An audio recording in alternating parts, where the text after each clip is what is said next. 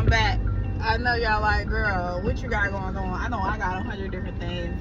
I'm gonna piece all these videos together. I'm not gonna make a part 1, 2, 3 like I did last time. I'm gonna piece it all together. But yeah, I think that a lot of the people that's associated far as romantically have an issue with trusting God and trusting the plan. And blueface is probably put into their life as a test where you either gonna ascend and you're gonna go further in life, or you're gonna descend and you're gonna just stay at a level you're comfortable with. Because not everybody's comfortable with constantly ascending or what comes with ascension. Because what comes with changing yourself and working towards yourself, like towards yourself, because at the end of the day it's you versus you. So working towards what you want out of life is gonna be uncomfortable. It's not gonna be a comfortable thing. Like, it's not gonna be something where you're like, oh, this is fun and I love this for me. Like, no, it's gonna be uncomfortable. It's gonna be painful. It's gonna be like yearning for a version of yourself that was more digestible to people, so you wasn't alone. But it doesn't, I don't know, everyone is not built to ascend. And I had to learn that myself. After the friendship I had and all that stuff, I started to realize everyone is not meant to ascend. And some people are just placed in your life for you to go through a harsh lesson so you can ascend further. And when I went through my harsh lesson, and that's why I know that he's putting them in those women's life to trigger them to either ascend or descend. Like, he's literally putting their life as a test. Whether we want to admit it or not, he's really just like, it's like he's corrupt, but in a way you can benefit from him, and you can benefit from him in a way where he would never want to see you prosper or benefit from him in that way. And I can only say that because I had a similar situation where it was a man in my life who I had a child with, and he only wanted me to descend. He didn't want me to take the pain he gave me and make it into a better future for myself and our kid, because we have a whole kid together. But he's not. These are men that are predators. They prey on you, but that's who they are. Like, that's their dynamic. They saw what their mother went through and how their mother raised him as well, and she clearly raised him from a corrupt mindset.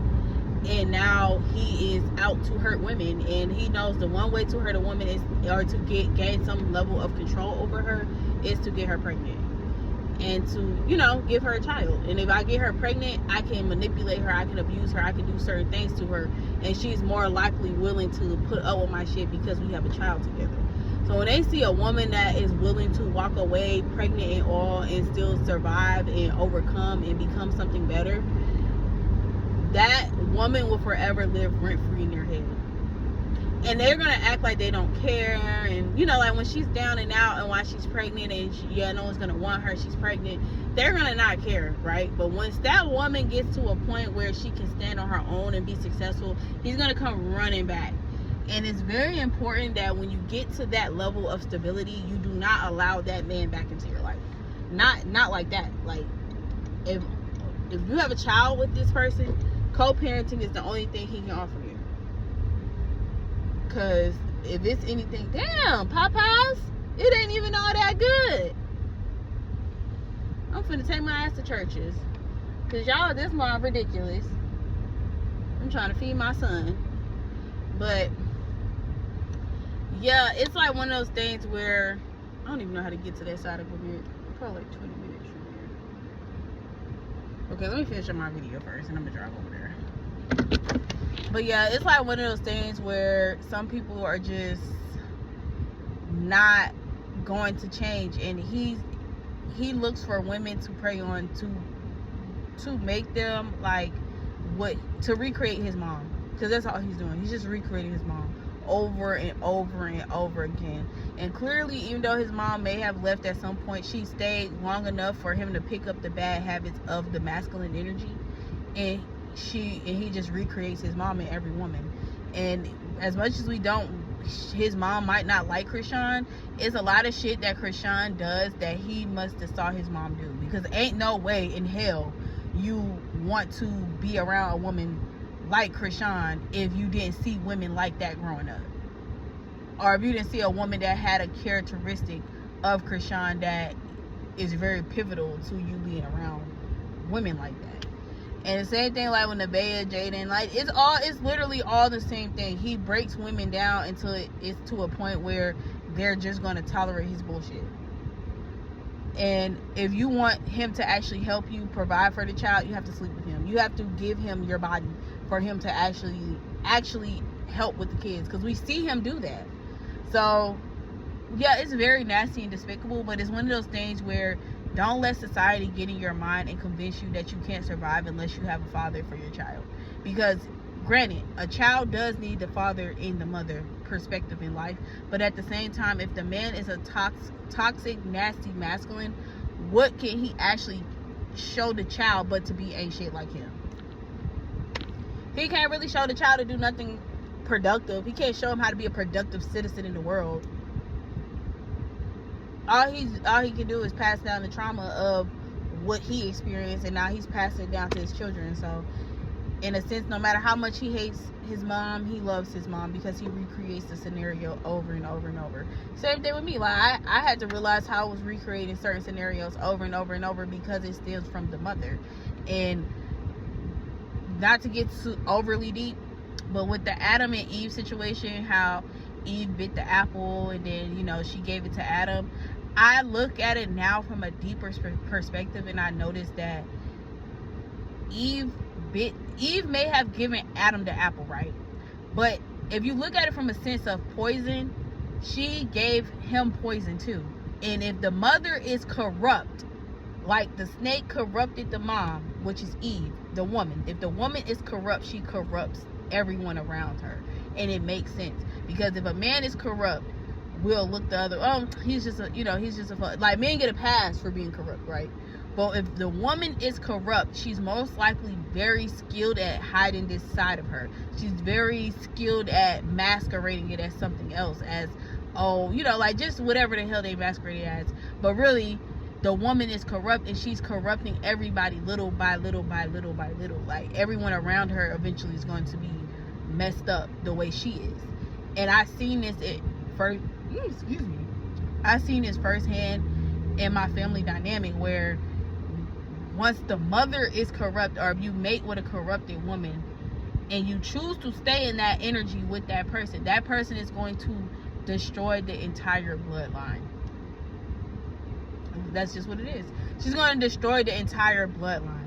And it takes for a chosen one to come into that bloodline and to change the narrative.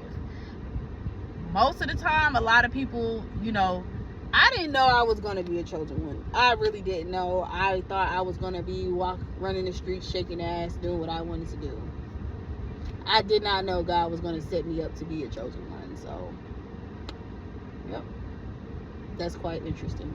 But now that I am, and I know this, and I'm awakened to it and I'm aware of it, I notice how the mother corrupts the bloodline.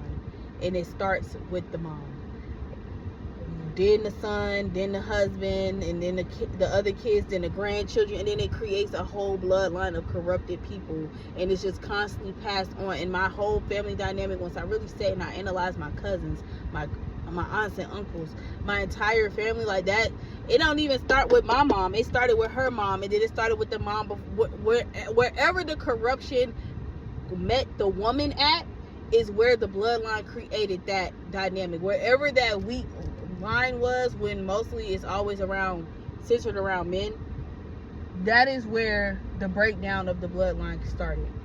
And the only way to save the bloodline is for a chosen one to be born into it. And not the chosen one to be born into it and to awaken to what their destiny is. And for me to be a chosen one that was born into it and I awakened to my destiny, they suck. Like the family before me sucked. Like, why would y'all do this? Like, now I gotta sit here and go hard to save the family. Like, come on, to save the bloodline. Like, well, it's funny, but it's not, because it's just kind of like you saw how it happened, and the ones before you wasn't willing to do it. Even with my grandmother, and the stuff my mom was telling me that she did, it's almost like, in a way, when she would talk about it, like her eyes would light up. You know, it's like, in a way, like she's corrupt. So when you talk about corruption and how certain things corrupt you, you get excited and you get happy about it, because that's how you are programmed. You are trained to like corruption. So yeah, that's really that on that, you guys, because I feel like the video is going to get pretty long. I love you guys, and I wish you guys the best. I hope y'all enjoyed the TED talk about, you know, blueface and how it stems back so far back. And yeah, I hope we heal, you know, we all heal together, and sending you love and light.